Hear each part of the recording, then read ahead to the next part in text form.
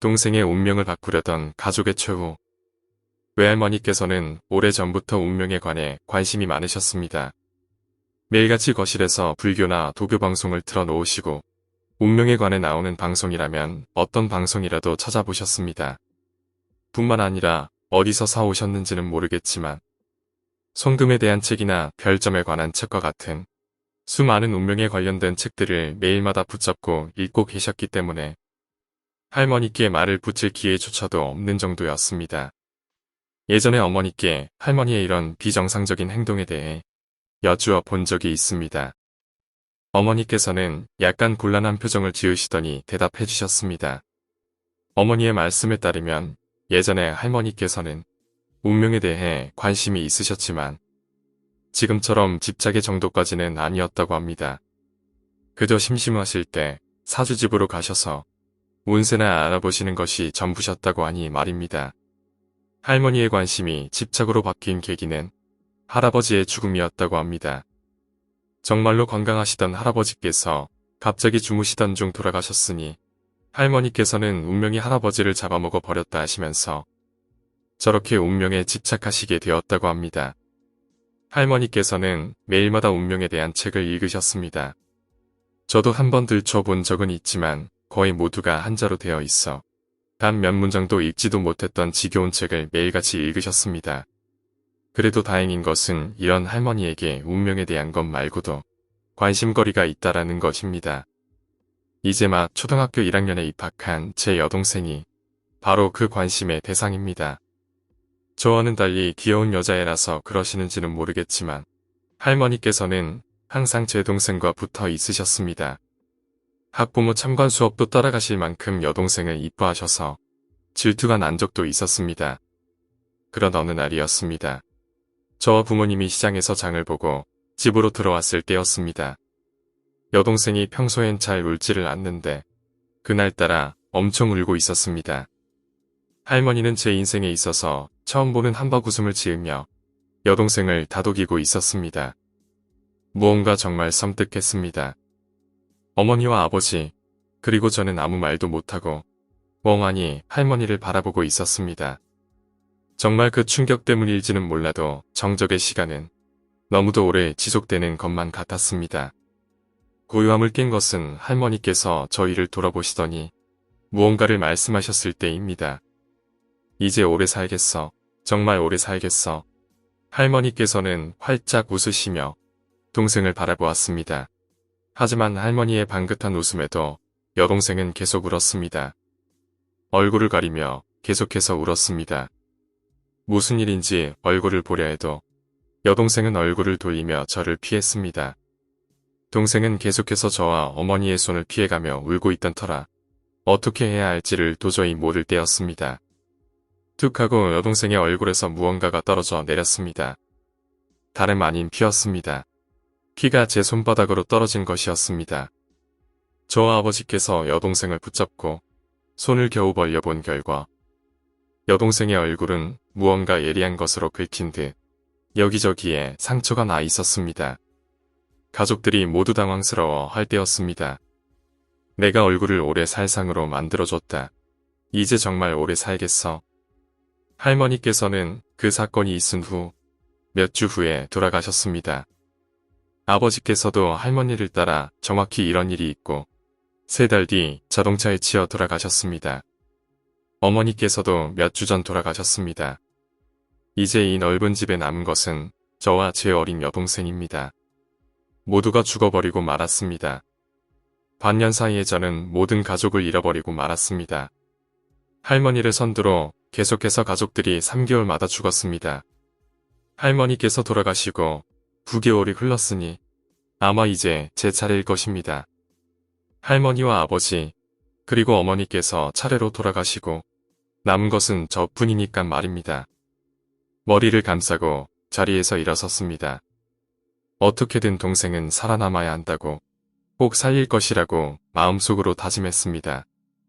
병원에도 돌아다녀보고 무당집도 많이 돌아다녀봤습니다. 용하다는 무당에서부터 도교의 선인들까지 온갖 곳을 돌아다녔습니다. 오늘은 동생과 같이 절에 가볼 생각입니다. 그곳에서 동생을 안전하게 남겨두고 저는 돌아올 예정입니다. 저의 죽음에 충격을 받는 동생의 모습을 보고 싶지 않았기 때문입니다. 동생만큼은 꼭 무사했으면 합니다.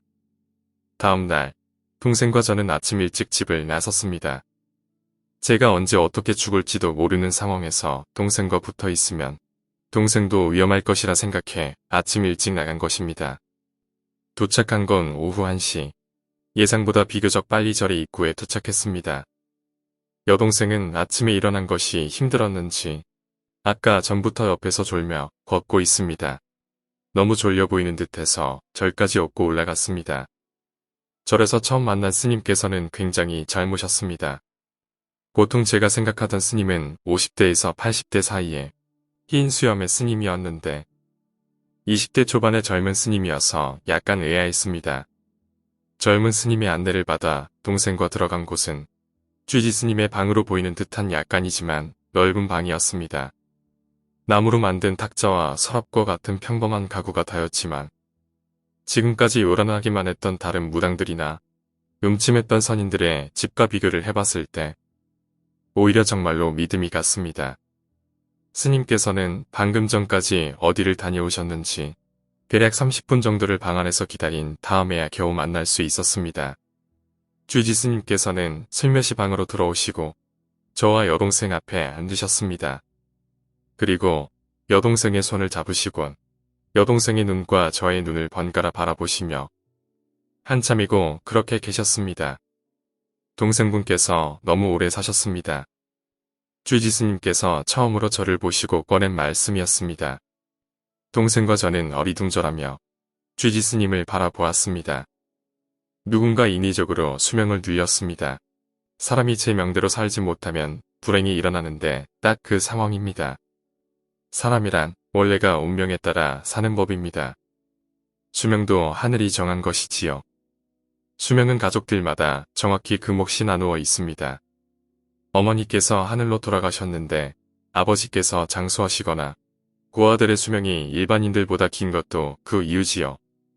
이런 운명을 바꾼다면 가족들은 큰 불행을 겪게 됩니다. 분명 여기를 찾으시기 전에 할머니와 아버지, 그리고 어머니께서 차례로 돌아가신 것도 그 이유일 겁니다. 동생분의 원래 수명은 9개월 전에 이미 끝났어야 합니다. 누군가가 바꾼 운명 때문에 아직도 살아있는 거지요. 남은 가족들의 생명력을 빨아들여 지금까지 버틴 것입니다. 온몸이 떨려왔습니다. 동생이 그런 악한 존재일 리가 없다고 마음속으로 외쳤습니다. 아마 당신도 이번 주 내로 하늘로 돌아가게 될 겁니다. 떨리는 마음을 진정시키려 동생을 바라보았습니다. 동생은 너무도 태연했습니다. 아버지와 어머니, 그리고 할머니께서 돌아가신 것이 바로 자기 때문인 것을 모르는지 그 표정이 너무 순수해 보이기만 했습니다. 아무래도 저희 절에서 동생부를 맡아야겠습니다. 절은 속세와 다른 곳입니다.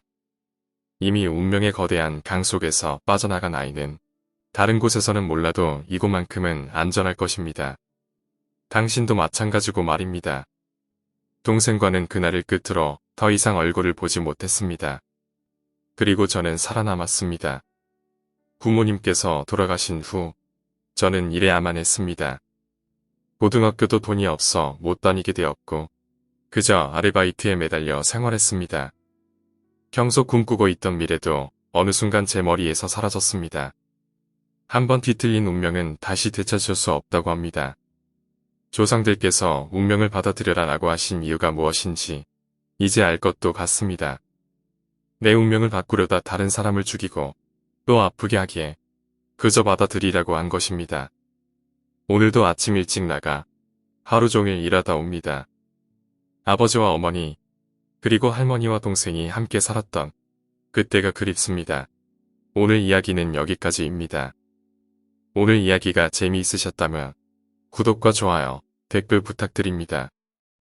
댓글은 저에게 정말 큰 힘이 됩니다. 감사합니다.